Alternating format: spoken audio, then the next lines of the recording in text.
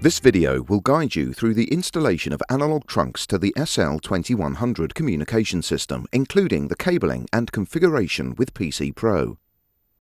The SL2100 has a choice of a 3-channel analog trunk daughter card, the 3C-OIDB, that can be mounted onto either the 082, 008 or 000 interface cards, or the 308 card, which has 3 analog trunks built into the card. Each of these can then be installed into a universal slot with the SL2100 chassis. When mounting the analog trunk daughter card onto either the 082, 008 or 000 interface cards, you must first remove the knockout from the front panel of the interface card. There are 2 knockouts. Remove only the correct knockout corresponding to the trunk daughter card being mounted. Remove the left knockout when mounting the analog trunk daughter card 3C-OIDB. First, carefully remove the knockout on the front of the interface card. Use small cutters to cut the plastic retainers. Before mounting the trunk daughter card onto the 082 card, you should check if a door phone unit is to be connected to either of the analog extensions, as there are hardware link settings for door phone selection. These should be set prior to mounting any trunk daughter card. See the SL2100 terminals video for details. Each trunk daughter card is supplied with spacers pre-installed plus a screw. Line up connector J1 on the trunk daughter card with the connector J2 on the interface card and gently push them together. Finally, fit the screw. The interface card is installed into any of the universal slots. The SL2100 will automatically detect the analog trunk card and assign the trunk ports when the system is powered on. The ports assigned can be viewed within PC Pro. See later in this video. Connection for the analog trunks are via the RJ45 socket on the front panel of the interface card. There are several options available for cabling to the RJ45 sockets.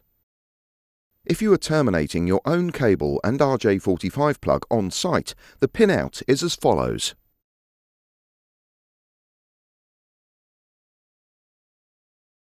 If you are using pre-terminated RJ45 patch cables, the cable colours are: Port 1 is the blue pair, Port 2 is the green pair, Port 3 is orange-white and white-brown. If you are using the NEC cable assembly LP-NEC3, which breaks out the single RJ45 socket of the interface card to 3 individual RJ45 plugs. Each RJ45 plug uses pins 4 and 5. If you are using the NEC adapter ADNEC14, which breaks out the single RJ45 socket of the interface card into 3 individual RJ45 sockets. Each RJ45 socket uses pins 4 and 5.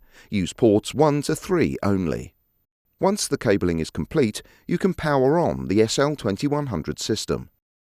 Ensure all cards are inserted correctly before powering on the SL2100. If you have any expansion chassis installed, these should be powered on first and the main chassis last. There are 2 ways to start up the SL2100: cold start or warm start. Cold start will clear the system memory and set all configuration to factory default. This is used when the system is first installed or when you want to delete all current system configurations. Warm start will retain the system configuration. This is the normal operation for powering on the SL2100. To cold start the SL2100, push and hold the load button located on the front of the CPU card. Turn the power switch on to the main chassis. Continue holding the load button for approximately 10 seconds or until the ALM lamp on the CPU card lights. Then release the load button. When the system has completed reloading the system software, the Run LED will flash green on the CPU card and the system phones will display the time and date. To warm start the SL2100, turn the power switch on to the main chassis. When the system has completed reloading the system software, the Run LED will flash green on the CPU card and the system phones will display the time and date. Use SL2100 PC Pro to configure the system. See the separate video for PC Pro connection and operation. Use the PC Pro Initial Setup Wizard to configure the basic setup for a newly installed SL2100. PC Pro Initial Setup Wizard is not recommended for configuring an existing SL2100 system, as it may overwrite parts of the customer's configuration. Select the Initial Setup Wizard from the Easy Edit pane. Connect to the SL2100 and download the system configuration.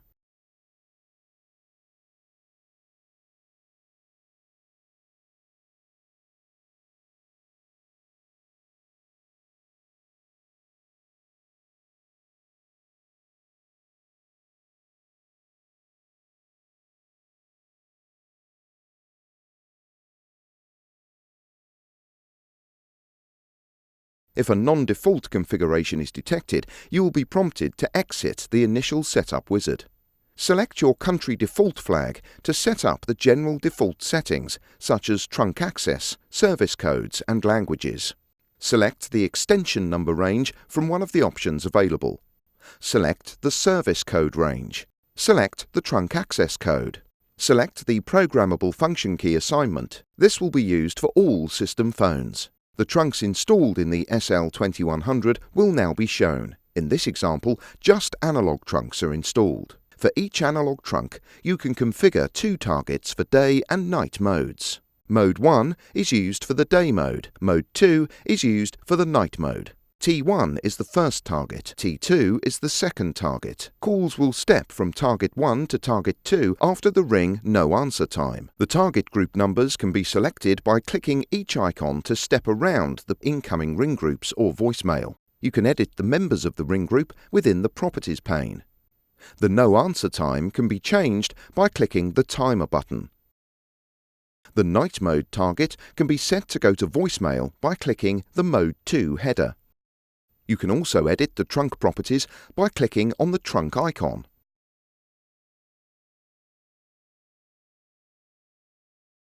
Enable or disable outgoing trunk access when users dial the trunk access code.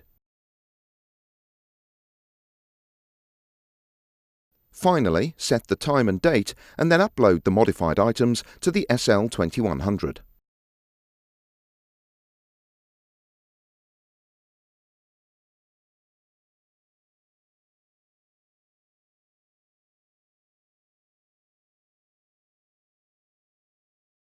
Disconnect the PC Pro session from the SL2100. If you want to make further changes to the SL2100, then reconnect PC Pro. Configuring incoming ring groups is done using the Easy Edit pane. Click Advanced Detail. Quick Install. Analog Trunks. Analog Trunk Target 1. This shows the T1 setting for each night mode from the Initial Setup Wizard. Select View from the ribbon bar and check the extensions and incoming ring group panes. Click within the incoming ring group pane to make this active and open up the ribbon bar options. Within the ribbon bar, select the Action tab. Click the Add Blank Group option within the Action tab. The new ring group will be assigned to the next available number, shown within the square brackets. In this example, incoming ring group 2 is created. You can also use the ring groups for the T2 target. Drag and drop extensions you want within the ring group. You can highlight a block of extensions by holding down the Shift key. Within the main screen, add the new ring group number to the trunks. There are targets for each night mode. Press the stamp to confirm the changes. See later in this video for uploading your changes to the SL2100. Configuring trunk access can be done by selecting Chassis View from the ribbon bar. Click the icon for the analog trunk. Within the drop-down for outgoing calls, select True to enable or False to disable outgoing calls. The priority values allow you to choose the order that outgoing trunks are seized when the user dials the trunk access code. Lowest priority trunk is seized first. Press Stamp to confirm the changes.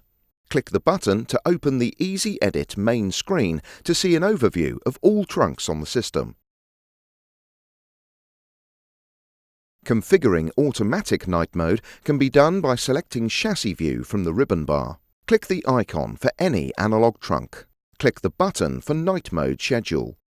Check Enable Schedule to switch on automatic night mode operation for the SL2100 system. Leave unchecked if the customer is only using manual night mode selection. The grid resolution can be adjusted to allow you to set a time change at any time. The grid will automatically adjust to the details selected. You can also use the zoom feature to set a time. There are 10 time change patterns available. There are 8 night modes available. Day is mode 1, night is mode 2, through to rest 2, which is mode 8. Each mode is shown by a unique colour. Leave the day mode blank. Double-click to edit the name. Click the zoom button if you want to fine-tune any of the time changes. Select the time period you want to edit. The start and end times are shown within the zoom area. Edit the start or end times and click the Make Change button to confirm. Check Show Holiday Schedule to display the holiday calendar. Select one of the patterns that you will assign to the holiday date. You set up the pattern above in the Weekly Schedule area. Click the date on the calendar to assign the pattern. The date will show the colour of the assigned pattern number. Press the stamp to confirm the changes. Configuring programmable function keys is done by selecting Chassis View from the ribbon bar. Click on the extension. Click the Function Key button within the Properties pane. Either scroll through the functions or use the search to find the feature required. Enter Night to find night mode keys. Select the Day function and then select the choice. Click the Programmable function key to assign the feature. The next choice is automatically selected. Enter DSS to find keys for extension OneTouch. Select the extension number from the choice area. Click the Programmable function key to assign the feature. The next choice is automatically selected. Enter InMail to find InMail voicemail keys. Select InMail voicemail access. Select the mailbox user from the choice area. Click the Programmable function key to assign the feature.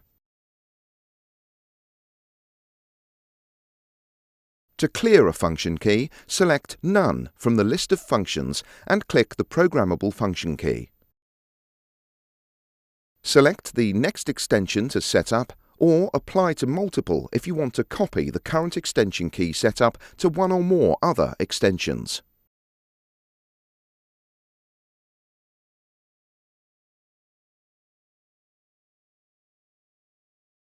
To configure toll restriction, select Easy Edit, then Level 3 Detail View.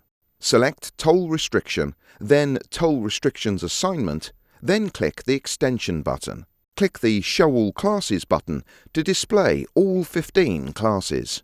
There are 15 toll restriction classes available. Each extension is assigned a class per night mode. The initial setup wizard sets up the basic toll restriction tables to be applied to each class. A table can be used across multiple toll classes. The classes applied to the selected extension are highlighted.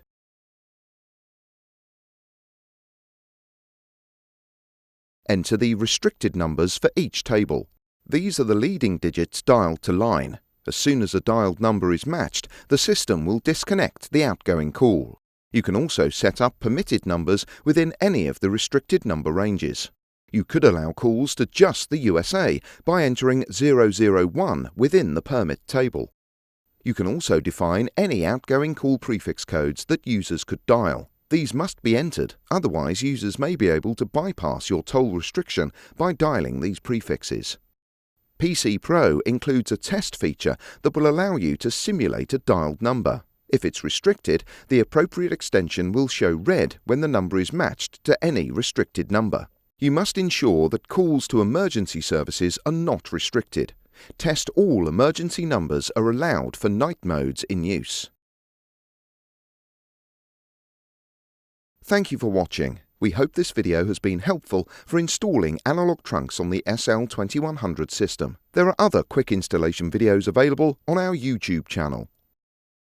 Orchestrating a brighter world. NEC.